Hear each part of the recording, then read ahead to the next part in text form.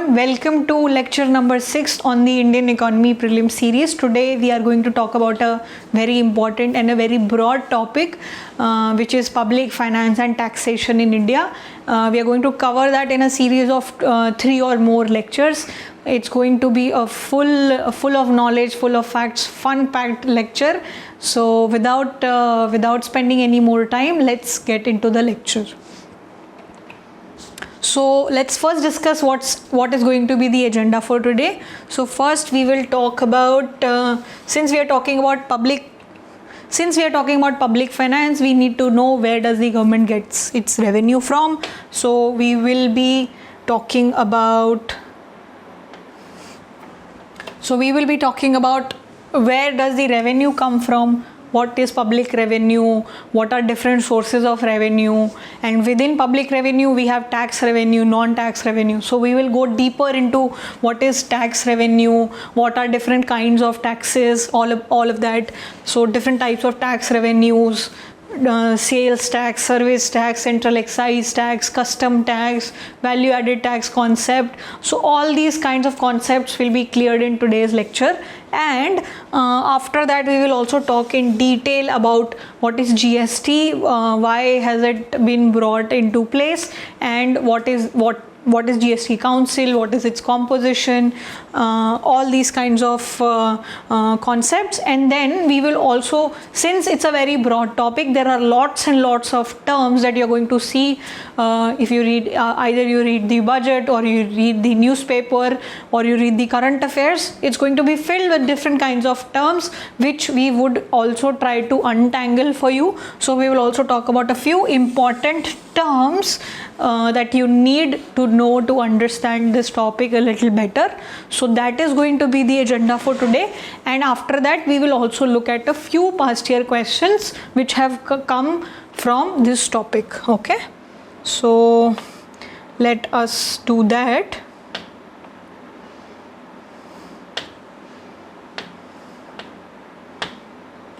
All right, so moving on, first things first, let us first define what is public finance. Public finance होता क्या है? Public का finance मतलब the study of government's revenue and the expenditure of the government is called public finance. So government के पास पैसा आ कहाँ से रहा है और गवर्नमेंट उस पैसे को खर्च कहाँ कर रही है, ये पूरे के पूरे डिस्कशन को हम पब्लिक फाइनेंस के अंडर पढ़ते हैं. सो अब पब्लिक फाइनेंस को काफ़ी सारे ब्रॉड एरियाज़ में डिवाइड किया गया है, जैसे कि पब्लिक रेवेन्यू. सो गवर्नमेंट के पास पैसा आता कहाँ से है? Tax revenue, non tax revenue, काफ़ी तरीके के लाइसेंसेस, फीस, सेस, ये सब तरीके से पब्लिक रेवेन्यू आता है. And then where does the government spend that money on? So क्या schemes, pension, salaries of employees, what all things where the government spend its money. Then there is another area which is public debt. So if there is a mismatch between how much the government wants to spend and how much it is getting as income, so जो भी बचा हुआ part है, अगर मान लीजिए spending उसे करनी है, स्पेंडिंग गवर्नमेंट को करनी है 100 रुपीज़ की, बट उसकी इनकम है 60, सो वो 40 जो अमाउंट है, where is the government going to take that from? So that वो कहाँ से बोरोइंग करेगी? एक्सटर्नली बोरो करते हैं या इंटरनली बोरो करते हैं? These concepts. Then there is a concept of fiscal policy. So fiscal policies are the policies which the government implements related to taxation, related to government spending. So किस तरीके की fiscal policies, किस तरीके की policies को किस situation में implement किया जाता है? मान लीजिए boom है, मान लीजिए एक recession है, हर situation में there is going to be a different set of policies that will be followed. So that is fiscal policy. And then financial administration. So ये सारे चीज़ों को administer करना, implement कराना, different organizations are involved. So all that discussion comes under financial administration. So public finance को इन 5 broad sections में divide किया गया है. What are these? Public revenue, public expenditure, public debt, fiscal policy, and then financial administration. Okay. So Now, we are going to delve deeper into each of these sections. So first we are going to talk about public revenue, and within that what are different kinds of sources of revenue for the government. Okay, so let's do that. So first let's see what is public revenue. So it includes all the income and all the receipts of the government through various sources. So government की क्या क्या income है, government की क्या क्या income है, और क्या क्या रिसीट्स हैं. रिसीट्स माने कहाँ कहाँ से उसे पैसे मिल रहे हैं और क्या क्या गवर्नमेंट की इनकम है, वो सब का जो लेखा जोखा है वो पब्लिक रेवेन्यू में रखा जाता है. And the sources of public revenue can be broadly divided into earned and unearned revenue. So कुछ रेवेन्यू है जो सरकार खुद अर्न करती है और कुछ रेवेन्यू है जो वो अर्न नहीं करती है. अर्न रेवेन्यू का एग्जाम्पल क्या होगा, मान लीजिए SBI है या कोई भी एक पब्लिक सेक्टर अंडरटेकिंग है, उसके ऑपरेशंस की वजह से अगर कोई प्रॉफिट होता है, so that is an earned income for the government, right. So what is earned revenue? It is a kind of revenue which is received from assured sources and kept under complete disposal of government's ownership. सो ये एक assured source है. सो जो भी SBI के operation से profit हो रहा है, that is a sure source of revenue for the government, and government has full authority to use those resources, use those revenue in whatever way that it deems right. So it includes commercial revenues like profits of PSUs, public utility services, let's say water, electricity, whatever is being provided by the government. Okay, and then the other category is unearned revenue. ऐसा revenue जो आपने earn नहीं किया है. Okay, so it is mobilized by government without any contractual obligation to pay. Okay, so whosoever is paying that amount, the government holds no obligation to do something for whosoever is paying that revenue to the government.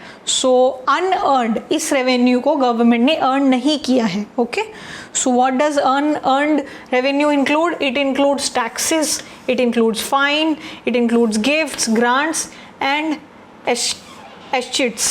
So that is basically, मान लीजिए suppose आपके suppose एक इंसान है जिसका कोई एक legal hair नहीं है, मतलब उसका कोई वारिस नहीं है और उसने किसी को भी वो प्रॉपर्टी किसी के भी नाम नहीं की है. सो बिना लीगल वारिस के प्रॉपर्टी जो है सरकार को ट्रांसफ़र हो जाती है. So that is called estates. Okay, so ये सब taxes, fines, gifts, grants, this property transfer in the lack of a legal heir, ये सब चीज़ें आती हैं अनअर्न्ड रेवेन्यूज़ में. Okay, so this is a bit about what are the sources of public revenue for the government. Now अब ये जो public revenue है उसमें और बाइफर्केशन है फर्दर कि क्या रेवेन्यू टैक्सेस के थ्रू आता है. Taxes are a huge chunk of revenue for the government, and then there are some revenue that are non-tax revenue. So let us first discuss in detail what are different components of tax revenue. So the revenue that is coming through taxes. Okay, so now taxes can also be of different types. So the first type that we are going to discuss is direct tax. So आपने देखा कि हमारे पास public revenue है. Okay, उसमें we have earned revenue and then we have unearned revenue, and within unearned revenue we have taxes and then we have non-taxes. Okay, and within the taxes we have direct taxes and we have indirect taxes. So this is how the whole trajectory is going to go. So within public revenue, earned revenue versus unearned revenue, and within unearned revenue you have taxes and you have non-taxes, and taxes could be of two types, direct tax or an indirect tax. So now first we are going to talk a bit about direct tax, then we will cover the indirect tax part, and then we will talk about the non-tax revenue part. Okay. So first, what is a direct tax? A direct tax is that which is borne by the person on whom it is levied. मान लीजिए आप एक employee हैं, आपको कुछ income मिली और आपकी income के हिसाब से मान लीजिए आप पे 20% टैक्स सरकार ने लगाया है, तो वो जो 20% टैक्स सरकार ने आप पे लगाया है और वो इनकम टैक्स आप ही भरेंगे. सो जिस इंसान पे वो टैक्स लगाया गया है और वही इंसान अगर उसको भर रहा है, that is called direct tax. Okay. So then within direct tax what are different kinds of tax. अब डायरेक्ट टैक्स तो एक तरीका हो गया कि जिस पे लगा रहे हैं वो ही उस टैक्स को पे कर रहा है. अब इसके एग्जाम्पल्स क्या क्या हैं? So the first very big example is income tax. Income tax क्या होता है? It is the tax which is levied directly on the income of a person by the central government. So आपकी income पे directly जो tax लगा दिया गया है उसको बोलते हैं इनकम टैक्स. ठीक है. अब इनकम टैक्स कौन पे करता है? एम्प्लॉयज़. अब इकोनॉमी में और बड़े प्लेयर्स कौन हैं? Corporations, companies. अब कंपनीज पे भी टैक्स लगता है. सो कंपनीज पे जो टैक्स लगता है उसको बोलते हैं corporation tax. So it is the tax on income of the companies. Income of the employ पे इनकम टैक्स और इनकम ऑफ द कंपनी पे क्या होता है? Corporation tax. It is the tax on income. What is the income of a company? It's whatever the profit that it is earning. So companies की profit पे जो tax लगता है that is corporation tax. In 1996 the government introduced minimum alternate tax which is called MAT on companies which escaped the corporation tax net by using the provisions of exemptions, deductions, incentives, depreciation. So 1996 में government ने introduce किया MAT which is minimum alternative tax. So काफ़ी सारे companies using various deductions, various different incentives, ये सब करके अपना tax जो है इवेड कर लेती थी, अपना टैक्स भरने से अपने आप को रोक देती थी. इस तरीके से they used to perform, like they used to do their calculations in such a way that they did not have to pay any tax to the government. But now in 1996 the government said okay, there is some amount of tax that you have to pay whatever is happening. So that was the concept of minimum alternate tax. Okay. So this is basically to avoid companies from not paying taxes and some minimum amount that they have to pay. Okay. So that is one. Then जैसे income पे tax लगता है, क्या wealth पे भी tax लगता है? Yes. So wealth tax it is a tax which is levied on the net worth of the individual. मान लीजिए आप कुछ भी नहीं कमा रहे हैं बट आपके पास बहुत सारी ज़मीन है या आपके बहुत सारे एसेट्स हैं which make you a wealthy person. So there are taxes on wealth as well. So wealth taxes. So ये सब जो हैं ये एग्जाम्पल्स है डायरेक्ट टैक्स के, कि जिस इंसान पे टैक्स लगाया जा रहा है वही उस टैक्स को पे करेगा. There are other examples of direct tax which are capital gains tax. मान लीजिए आप सिक्योरिटीज़ या फिर कोई इन्वेस्टमेंट करते हैं. सो इन्वेस्टमेंट करने के बाद जो भी जिस भी चीज़ में आपने इन्वेस्ट किया, the value of that security increased. So वो जो इंक्रीज़ हुआ, जो कैपिटल गेन्स हुए आपके, उस पे टैक्स लगता है. Fringe benefit tax. So there are some benefits that the companies give to their employees. These are called fringe benefits. So there are taxes on that as well. Securities transaction tax. So ये सब, these are some examples of direct tax. They are, so whatever, whosoever is the person जिस पे ये tax लगाए जा रहे हैं, he is the one who is supposed to pay those taxes. Okay. So this was our bit about direct taxes. Now let's test ourselves very quickly. So this was a question which came in prelims 2009, and they gave you some examples of some taxes and they asked what kind of a tax it is, okay, or basically which one of these are direct taxes. So fringe benefit tax, yes, it is a direct tax. Interest tax, so whatever interest earnings that you have made, there are some taxes on that as well, so that is also a direct tax. Securities transaction tax, this is also a direct tax. And the question was which of the above are direct tax or taxes. So इन तीनों में से कौन कौन से जो हैं direct tax के example हैं. So all three of them are the examples of direct tax. So the answer here is going to be D. Okay. So you need to remember what is an example of what. So now that we've talked about direct tax, so फिर कोई indirect tax भी होगा. What is indirect tax? जिस पे tax लगाया जा रहा है और जो उस टैक्स को पे कर रहा है, they are two different entities. So indirect tax is the tax which is levied on consumption of goods and services. So this tax is levied on goods and services, and it is not directly levied on the income of a person. Instead, he or she has to pay the tax along with the price of goods and services that they have bought from the sellers.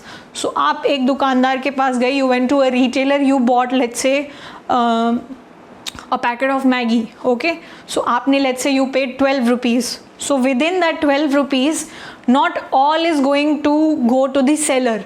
There is some amount that the seller will keep, and there is some amount of tax that the seller will have to pay to the government.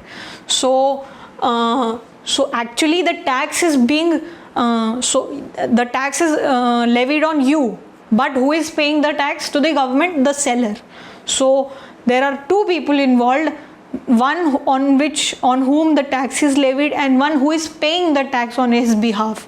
So the person paying the tax to the government and the person who bears the liability to pay that tax, they are two different people, and that is called indirect tax. कि आप directly नहीं pay कर रहे हो, you are paying it indirectly. Okay. So indirect taxes in India को broadly we can categorize in three categories mainly. So the tax which is on the production of goods. So whenever the production of goods happen, so उसके लिए central excise duty and or you can say central VAT. Distribution of goods पे क्या tax लगता है? Sales tax. And ये तो goods की बात हो गई, अब services पे भी tax लगता है. So production and distribution of services पे भी tax लगता है. बिकॉज डिस्ट्रीब्यूशन को आप अलग नहीं कर सकते और प्रोडक्शन को अलग नहीं कर सकते in the case of services as you were able to do for the goods, जहाँ पे प्रोडक्शन के लिए अलग टैक्स लग रहा था और डिस्ट्रीब्यूशन सप्लाई के लिए अलग टैक्स लग रहा था, बट सर्विसेज के केस में you can not do that. That is why you have one tax which is called service tax. Okay, so we will talk what is each of these taxes. पहले किस किस तरीके से चीज़ें defined थी. Now most of the taxes have been subsumed and there is a policy of one nation one indirect tax, and that is when GST came into picture. So we will talk about different kinds of taxes and what are they, how are they applied and everything now. Alright, so now let's talk about each of these taxes, each of these indirect taxes in detail. So first things first, we will talk about what is central excise duty. So any commodities which is produced within the country are levied by the central excise duty. कोई भी चीज़ का production India के अंदर हुआ है तो उस पर एक सेंट्रल एक्साइज ड्यूटी लगती है. बट अगर the commodities on which state government import excise duties, अगर कोई कुछ commodities है जिस पे state government excise duties लगाती है, उन पे सेंट्रल एक्साइज ड्यूटीज़ जो है नहीं लगती हैं. सो फॉर एग्जांपल लिकर पे, सम ड्रग्स, अफीम, गांजा, इस तरीके के जो भी नारकोटिक प्रोडक्ट्स हैं उन पे जो है only state government applies the excise duties and not the centre. Okay, so जो भी प्रोड्यूस होता है उस पे anything that is produced within the country उस पे जो tax लगता है that is called the central excise duty. Okay. The other kind of tax is custom duty. So custom duty is mainly related to imports and exports. Okay.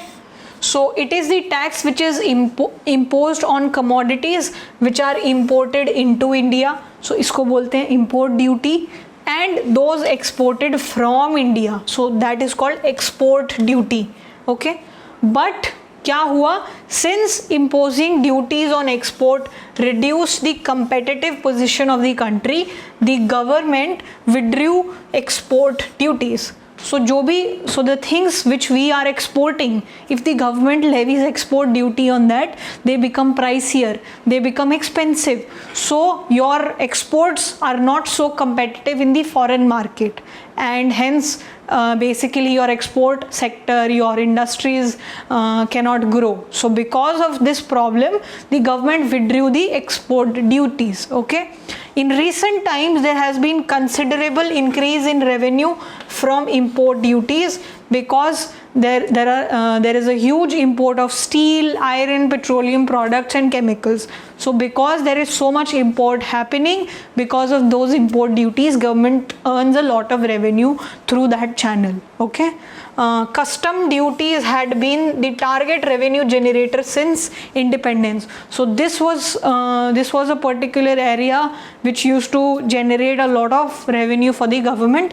In recent years, the excise duty has overtaken the custom duty as the largest revenue generator. So earlier custom duties सबसे ज़्यादा contribute करता था, but now the production of goods inside the country, उस पे जो tax लगता है, that is the excise duty, that has overtaken as the largest revenue earner for the government.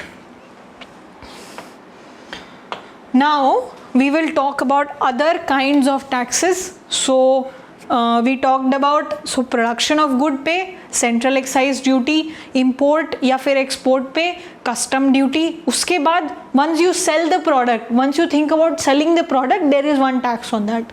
So sales tax. Sales tax is levied on the sale of a commodity that is produced, imported, and which is sold for the first time. So either you've brought something from imports or you've produced something. If you sell it first time, there is some tax on it, and that is called the sales tax.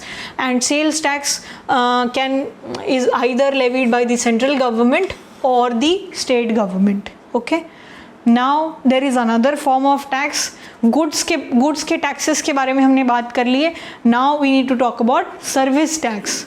So this was a tax this is a tax which is imposed on the person who avails some sort of services. Let's say you are taking some teaching services from me. So there is some cost for taking that, and then there is some service tax that you will have to pay because you are taking the educational services of the courses that I am offering. Okay. So that would be an example of a service tax. So the before 1994, service tax was not applicable. It was not there. No services were taxed prior to that. So only after 1994-95, because there were some asymmetries कि goods को तो tax किया जा रहा है, services को tax नहीं किया जा रहा है, and in order to tackle those asymmetries, the service tax was brought into the picture. So that you can bring down the asymmetry and you can also widen your tax net. Okay. And so back then the number of services which were liable for taxation were 3 in 1994 and 5, but now it has become 119 in 2011 and 12.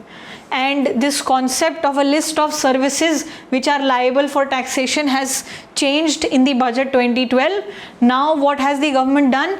The government revamped the taxation provision for services by introducing a new system of taxation of services in India. Now what has the government done?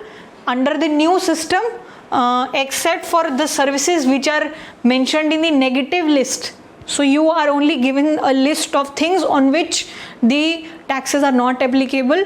Otherwise, on all other services, the taxes will be applicable. Obviously, yes, this was prior to the introduction of GST. Now everything has been subsumed under the goods and services tax, but this is what used to happen prior to that. Okay, so this was our bit about service tax. So now before we move on, we need to understand one concept, which is value added tax. So it is a method of calculating or a method of collecting taxes. So value added tax क्या होता है, इसको समझने के लिए I think it will be good that we take up an example. मान लीजिए we have let's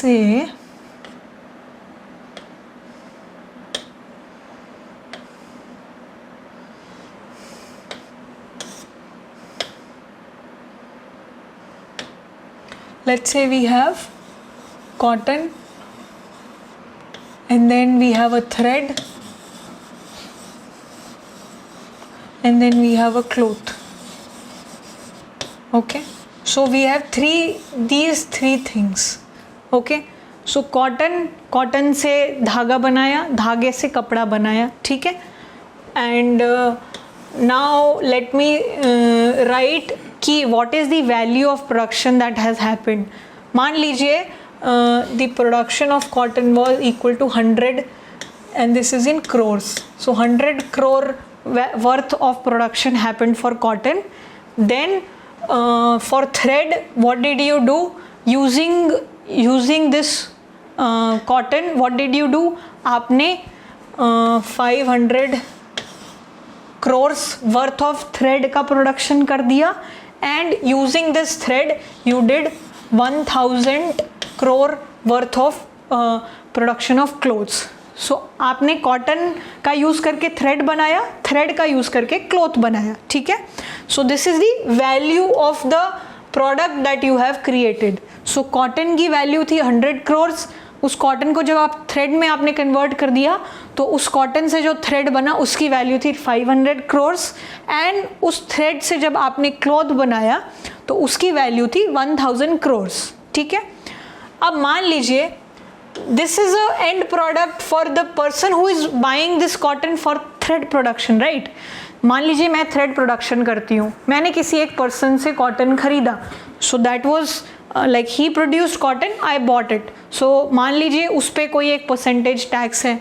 फिर मान लीजिए मैं एक क्लॉथ प्रोड्यूसर भी हूँ और किसी और ने मुझे थ्रेड बेचा है, सो मैंने उससे वो थ्रेड खरीदा है. सो अगर हम लोग टैक्सेस कलेक्ट करने लग जाएं, कॉटन मान लीजिए at every point of sale there is a tax of, every point of conversion there is a tax of 10%. Okay, so 10% tax अगर हमने लगाया कॉटन पे, so that is equal to 100 crores. Okay, अब 10% tax thread पे भी लगा दिया हमने, क्योंकि यहाँ पे प्रोडक्शन हो रहा है थ्रेड का, यहाँ पे प्रोडक्शन हो रहा है कॉटन का, और यहाँ पे प्रोडक्शन हो रहा है क्लॉथ का. सो हमने थ्रेड पे 10% टैक्स लगा के 50 crores का 10 crores गवर्नमेंट ने ले लिए, फिर से 50 crores ले लिए, और फिर अगर क्लॉथ पे भी टैक्स लग रहा है 10%, so that is equal to 100. So government ने 100 crores जो है वो क्लॉथ मैन्युफैक्चरर से ले लिए.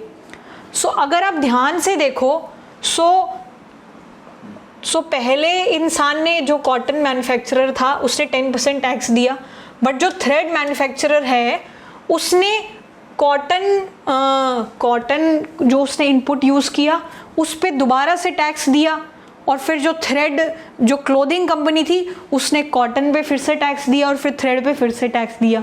तो टैक्स पे टैक्स, डबल ट्रिपल बार, काफ़ी ज़्यादा बार आपको टैक्स देना पड़ रहा है.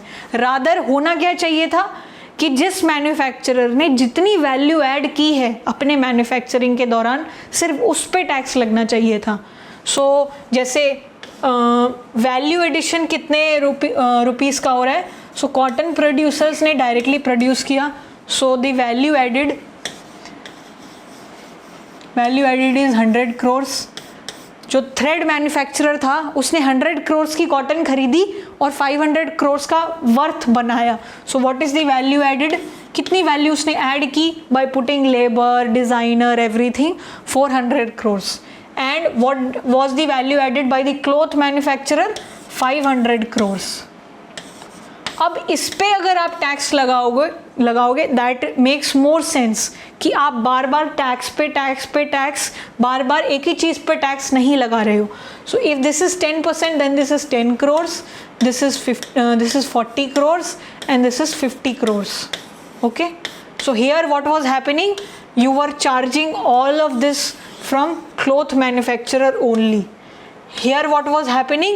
You were charging 10 and 40 from thread manufacturer only. Only for the case of cotton manufacturer there was no multiple tax, but for the thread manufacturer and for the cloth manufacturer there was a doubling of taxes that they had to pay. So this concept of taking taxes only on the additional value is called value added tax. Okay, so keep this in mind. All right, so now let's talk about formally talk about value added tax. So this was introduced in France to overcome the cascading effect of taxes. So what is cascading effect? जब आप एक tax पे ही दोबारा tax लगा रहे हो, एक बार tax दे दिया, फिर उसका एक प्रोडक्ट का फाइनल प्राइस आ रहा है, फिर उस पर आप दोबारा, सो टैक्स ऑन टैक्स, इसको बोलते हैं cascading effect. So this was introduced in France to overcome the cascading effect of several taxes from raw material to the final product in the production. In VAT, the tax on all inputs can be deducted from the excise duty that is paid on the output, so that the tax levied on the value added to each state so that the tax is levied only on the value added to each state. तो सिर्फ जो manufacturer या जो production कर रहा है वो जितनी वैल्यू ऐड कर रहा है सिर्फ उस पे ही टैक्स लिया जाए. Okay, so this system of taxation has been adopted in more than 150 countries including Australia and Canada, and in India this concept was introduced in 2005, which is 2005. So only collecting taxes on whatever is the value that has been added at every stage, that is called value added tax. So okay, so let's test ourselves. This question came in prelims 2011. So it says which of the following is not a feature of value added tax? So it is a multi-point destination based system of taxation. This is true. This tax is collected at multiple points, multiple stages in the production process, and it is a destination based tax. जिस जगह पे वो production हो रहा है उस जगह पे वो टैक्स कलेक्ट किया जाता है. सो मान लीजिए अगर प्रोडक्शन दिल्ली में हो रहा है तो दिल्ली के लिए Delhi is the destination here. Okay, and so this is correct. The second line, the B option says it is a tax which is levied on value addition at each stage of transaction in the production distribution chain. So this is true that every stage of value addition पे ही हम tax collect कर रहे हैं. And option C is it is a tax on the final consumption of goods and services and must ultimately be borne by the consumer. So this is also true. Final consumption of goods and services pay, this is the tax on final consumption of goods and services, and the final burden of all that tax is going to be borne by the consumer only. What is the final option? It is basically subject of central government, and the state government are only a facilitator for its successful implementation. So no, this is not true. Both state and center can decide what should happen in this case. So the which of the following is not a feature of VAT? Option D is the correct answer. So it is a multi-point destination based system of taxation. For every value addition you collect the tag, the tag, it is taxed at every stage of production where the value is added, and it is on the final consumption of goods and services, and it will be borne by the consumer. Okay, so now after all that discussion, we come to what has newly been introduced from 1st July of 2017. It's almost 5 years. It's been 5 years since its implementation. So this basically it was seen that इतने अलग अलग taxes हैं, हर stage पे एक अलग tax है, हर state के अपने रूल्स हैं. So it was so complicated for producers, manufacturer, supplier, trader to handle all the taxes that they had to pay. So with the spirit of having a single nation and a single indirect tax, this tax was introduced. So now let's talk about that. So the introduction of GST would be a significant step in the field of indirect tax reform in India, and the GOI, which is the Government of India, implemented GST from 1st of July 2017. So it subsumed a large number of central and state taxes. बहुत सारे central and state taxes जो थे उनको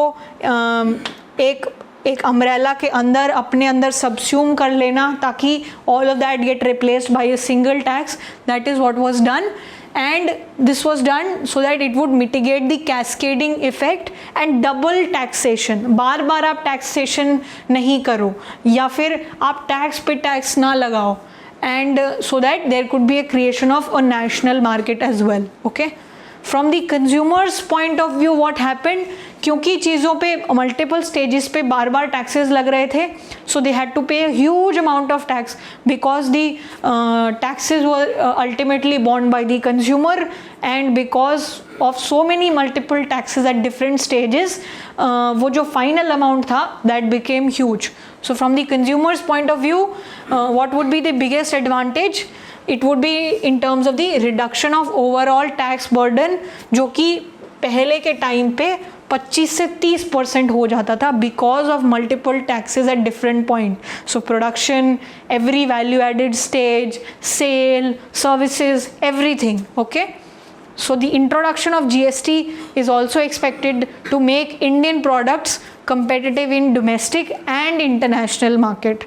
So वो products चाहे export किए जाते हैं फिर उन पे टैक्स तो लगता ही है at different stages, so that when this gate replaced by GST, so prices will become competitive and the products our exports will become competitive. This is what the expectation is from the GST. And it is also expected that GST would be easier to administer, it will be easier to handle. Okay, so now let's talk about broad features of the goods and services tax. So GST would be applicable on supply of goods and services as against the present concept of tax on the manufacture or on the sale of goods or on provisions of services.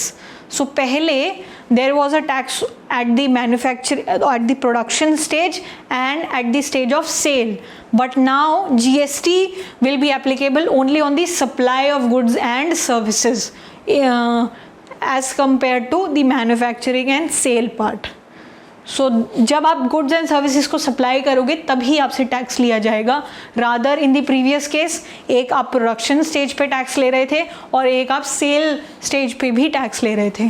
GST would be a destination based tax as against the present concept of origin based tax. So मान लीजिए कि आपने एक phone मंगाया online, आप कोलकाता में हैं, सो आपने एक फ़ोन मंगाया, ठीक है, और आपने जहाँ से फ़ोन मंगाया वो सेलर जो है ही इज़ इन दिल्ली, और let's say he has a production unit in Delhi and he produces in Delhi. So अब हमारे पास यहाँ पे दो स्टेट्स हैं, one is West Bengal and one is Delhi. So अब which state will take the taxes, which state will levy the taxes? So GST is a destination based tax. So अगर किसी इंसान ने एक फ़ोन मंगाया है तो फाइनली ये जो फ़ोन है कोलकाता जाएगा. सो वेस्ट बंगाल में जो है ये GST कलेक्ट होगा. So GST is a destination based tax. What is the destination of where the product is going? And what is origin based tax? कि वो product produce कहाँ पे हुआ है? What was the origin of that product? So that is what is going to happen, and GST is a destination based tax. Okay, it would be a dual GST with the center and state simultaneously levying it on a common base. So पहले अलग अलग होता था, अब क्या हो रहा है कि एक ड्यूअल जीएसटी होगा जिसमें सेंटर भी सेंटर अपना टैक्स लगा रहा है और स्टेट भी अपना टैक्स लगा रहा है. ओके, सो जो टैक्स सेंटर लगा रहा है उसको बोलेंगे CGST, central goods and services tax, और जो टैक्स स्टेट लगा रहा है that is called SGST, state GST. ठीक है, and there is one another concept which is IGST. So what is IGST? It would be levied on interstate supply. So जैसे इस case में supply of phone was from Delhi to Kolkata, so interstate supply है, state के बीच में आपस में supply है, so this would be a case of IGST. Okay, so it would be levied on interstate supply, including आप अपना चाहे stock भी ट्रांसफ़र कर रहे हो, मान लो आप सेल नहीं कर रहे हो बट आप अपना स्टॉक ट्रांसफ़र कर रहे हो, in that case also. So this would be collected by the centre, this IGST would be collected by the center, so that there is no disruption in the credit chain. Okay, so CGST, SGST, and whenever there is an interstate movement there will be a concept of IGST. So मान लीजिए दिल्ली में produce किया और दिल्ली में ही supply हो गया, तो कुछ पार्ट सेंटर को है और कुछ पार्ट स्टेट को है. What is the state here? Delhi. Okay, and whenever there is a supply of goods from one state to another, there is a concept of IGST, and because GST is a destination based tax, वो tax इस case में किसको मिलेगा? Waste Bengal को, and there will be a component of tax which will be given to the center. Okay, so these are the broad features. There are some more that we are going to talk about. So अब जिन good को import कर रहे हैं या जिन services को import कर रहे हैं, they would also be treated like a inter state supply. So they are coming from the outside countries, so उसको भी एक इंटर स्टेट सप्लाई की तरह ट्रीट करा जाएगा, and it will be subject to IGST in addition to whatever custom duties are applicable. So custom duties are not removed, so import पे custom duties लगेंगी, and उसके बाद जो IGST का concept है वो applicable होगा. So what are the central taxes that are replaced by GST? So जो central excise duty हमने पढ़ी थी, some other additional duties and custom service tax and different cesses and surcharges on supply of goods and services. So you can see multiple taxes that central government used to levy, they are replaced by the central tax, and the state tax and what the SGST part, what it has replaced. So multiple VAT, central sale tax, purchase tax, entry tax, entertainment tax, taxes on lotteries, advertisement. So again a huge chunk of taxes are replaced by the SGST also. So अब ये CGST, SGST, IGST, who are going to decide all that? So they will be levied at the rate to be recommended by the Goods and Services Tax Council, which is Goods and Services Tax Council, GSTC, which will be chaired by the Union Finance Minister. So the chairman would be the Union Finance Minister, and it will have finance ministries of state as its member. So the rates have been decided for multiple products, and it will be applicable to all goods and services except for alcohol for human consumption. And GST for petroleum products will be applicable from a date which will be recommended by GST Council. This has not happened till now. So whatever other taxes were applicable on petroleum products, they are still there. GST has not been recommended for that.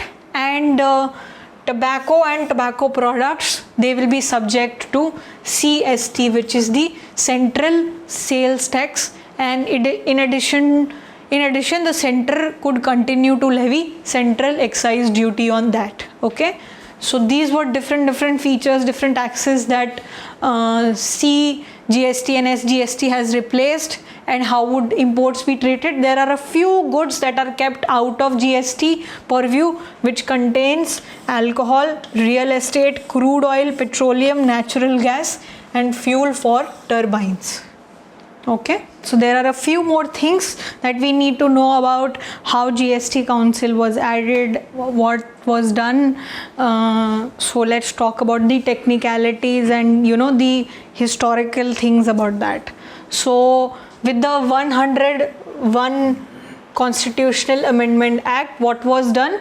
Article 279A was inserted, and it led to creation of GST Council, which would be the highest decision making body on the subject of GST. Okay, and with the insertion of Article 246A, both the union and the state in India now have concurrent powers. So concurrent powers meaning both of them have the powers to make law with respect to goods and services.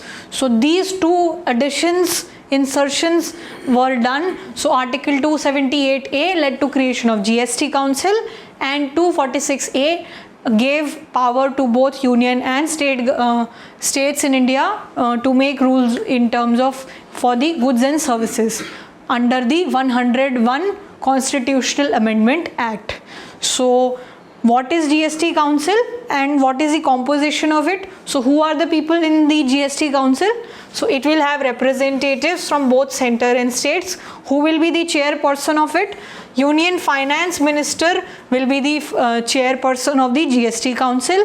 Finance Minister of State would be the deputy chairman, and Union Minister of State in charge of revenue or finance, they will be the members, and Minister in charge of finance or taxation, state finance ministers, and 2 representatives from union territories. They will all come together and form the GST Council. There is one more thing that we need to know. There is a company named GST Network. So GSTN, what is it? It's a non-profit, fully government-owned company with 50% equity to be held by the central government, and the remaining 50% to be held by various states and union territories. And what does GSTN does? It provides the digital infrastructure to administer GST transaction. So all the how will payment happen, all the digital infrastructure to manage that will be provided by GSTN. So it's a non-profit, fully government-owned entity. Okay. So yeah. So moving on. There is one other authority that is being talked about in GST, which is National Anti-Profiteering Authority. So what does it do? So this authority under GST would be the topmost body, the apex body, which is mandated to ensure that the benefits of reduction in GST rates on goods and services are passed on to the ultimate consumers by the way of reduction in prices. So जैसे जैसे GST rules आ रहे हैं, बाकी सारे taxes सबस्यूम होके replace हो रहे हैं बाय GST, सो उससे क्या हो रहा है, tax rate on the goods is getting reduced. So in order to make sure कि वो जो टैक्स रिडक्शन हो रहा है, वो जो प्रोड्यूसर्स हैं वो फाइनल कंज्यूमर्स तक वो टैक्स रिडक्शन दे रहे हैं कि नहीं, टू इंश्योर कि ये हो, the national anti profiteering authority will be the top most body to take care of this, कि जो भी चेंजेस हो रहे हैं जीएसटी में उसके वजह से जो फ़ायदे हो रहे हैं वो कंज्यूमर तक पहुँचे. This national anti profiteering authority has to make sure. And this authority will be headed by a senior officers who's at the level of secretary to the government of India and 4 technical members from the centers and state. So what is the aim of this authority? It aims at comforting consumers that government is fully committed to bring down the prices. that the government is fully committed to bring down the prices, and it will take all the steps which are necessary to make sure कि GST implementation से prices जो हैं वो जो भी prices lower हो रहे हैं उनका जो फ़ायदा है it reaches the consumers.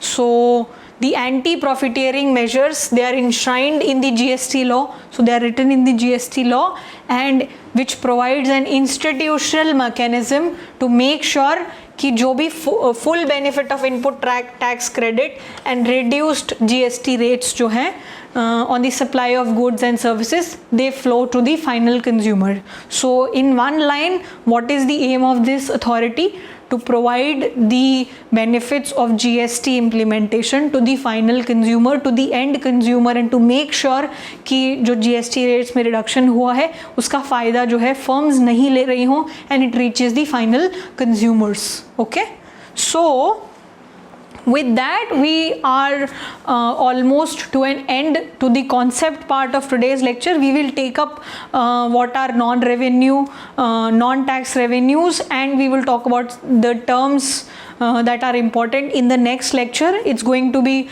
around 2-3 more lectures on this topic. So right now let's try and do a few questions that have come in the past from this topic. Alright, now after having a long discussion on GST, let's take up a question which came in the prelims 2012. So this was before the implementation of GST, but let's see what the question asks. So which of the following are among the noticeable features of the recommendations of 13th Finance Commission? So I'm so sorry for that. So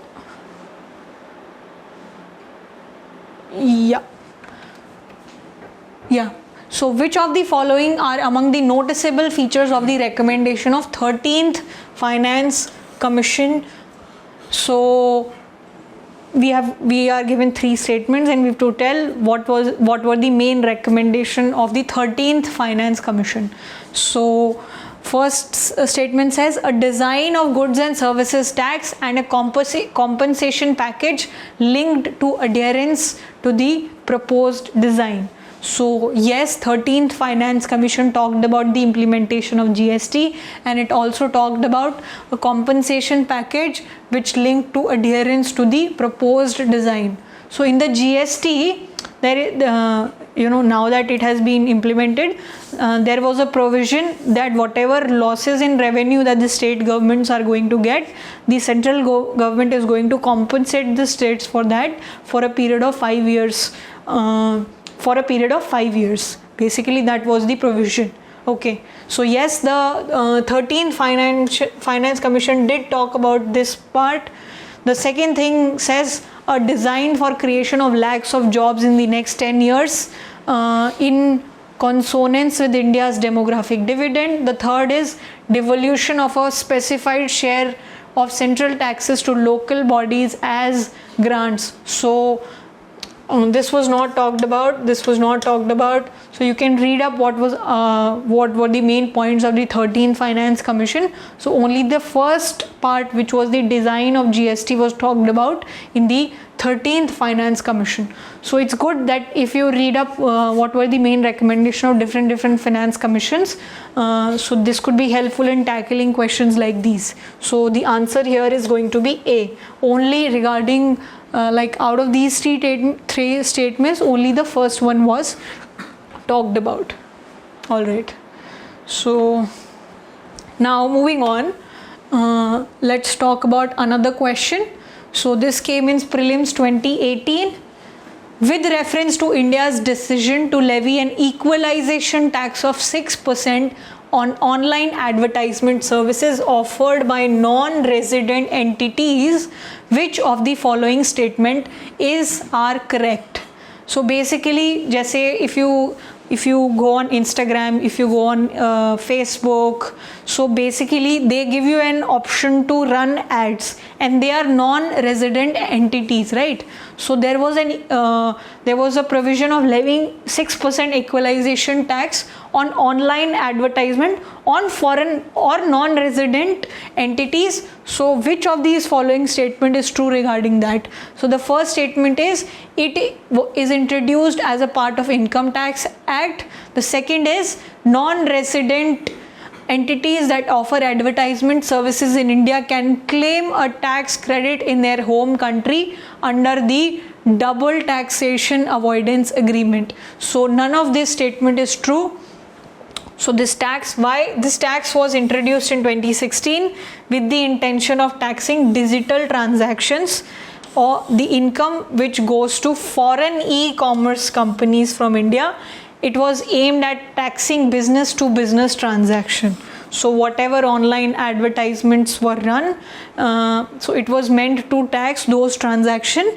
And since this tax that was levied was not a part of Income Tax Act but a separate legislation was introduced under the Finance Bill, because it is not a part of the Income Tax Act, the firms cannot claim a tax credit in their home country under the double taxation avoidance agreement. We will talk about what is double taxation avoidance agreement. So it is an agreement between two countries that they come into being so that let's say there is a company which is operating in both the countries. So this is just to make sure that दोनों countries में दो बार उस company पे tax ना लगाया जाए on it's income. So this is not a part of income tax, and this double taxation avoidance agreement only talks about the income, and since it is not a part of income,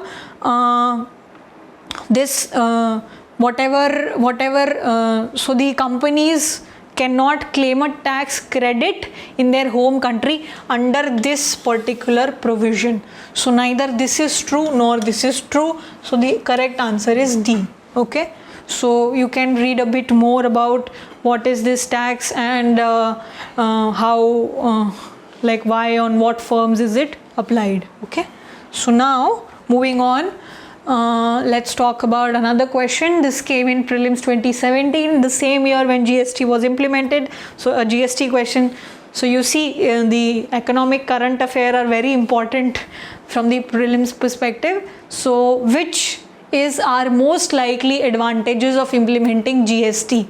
So हमने बहुत सारे broad features देखे. So using that we have to answer this question.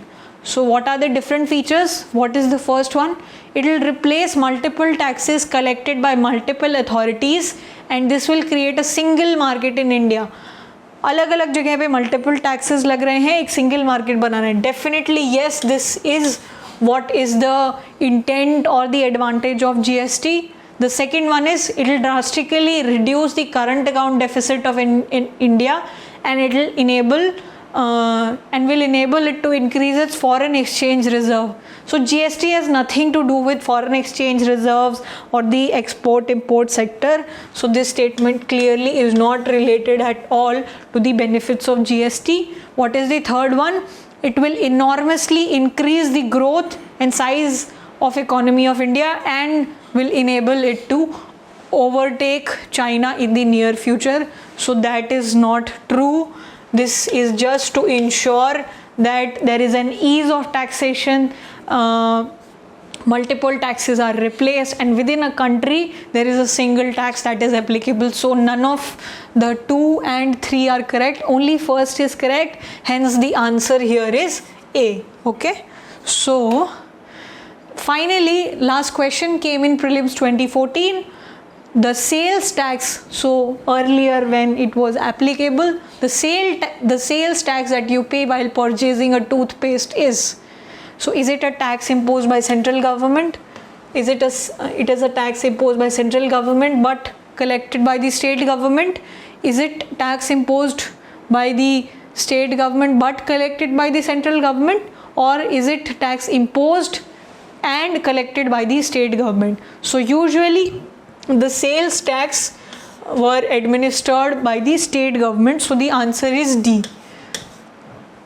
So taxes on toothpaste come under CST, Central Sales Tax Act, and they were administered by state government. So these taxes were imposed and collected by the state government. So usually the sales tax mostly used to go to the state government. So the answer here is D. So with that we come to an end of this lecture. I hope you enjoyed it. I know this lecture was full of different kinds of facts and so many new concepts. So bear with us, keep practicing. In the next lecture we are going to continue with where we've left off, and we will talk about non-tax revenue. We will talk about different terminologies, and then we will start talking about the expenditure part and then fiscal policy and things like that. So till then, take care, keep practicing. Thank you so much.